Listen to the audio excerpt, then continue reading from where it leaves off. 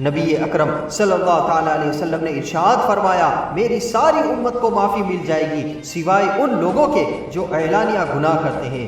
یہ بخاری اور مسلم دونوں میں یہ حدیث موجود ہے، جنہوں نے خود ساری دنیا کو گواہ بنا لیا ہے کہ میں نے یہ جرم بھی کیا ہے، میں نے یہ گناہ بھی کیا ہے۔ جب بندہ بہت زیادہ غافل ہو جاتا ہے پھر اعلانیہ گناہ کرنے لگتا ہے، ایک گناہ پھر اس کا اظہار گناہ۔ حدیث پاک میں آتا ہے کہ ایک بندہ رات کو کوئی غلطی کرتا ہے، اللہ تعالیٰ اس پر پردہ ڈال دیتا ہے، لیکن وہ سویرے خود لوگوں کو بتاتا پھرتا ہے کہ میں نے یہ کیا ہے، میں نے یہ کیا ہے۔ جب آپ گناہ کا اظہار کرتے ہیں تو سامنے والا بھی دلیر ہو جاتا ہے، پھر وہ بھی کرنے لگتا ہے۔ ہمارے علماء نے لکھا ہے کہ کسی کی نماز قضا ہو جائے تو کسی کو نہ بتائے، قضا پڑھ ڈالے، اس کا جگہ جگہ ذکر نہ کرے۔ جب آپ کسی کے سامنے اس کا ذکر کریں گے تو پھر وہ بھی نماز قضا کرنے لگے۔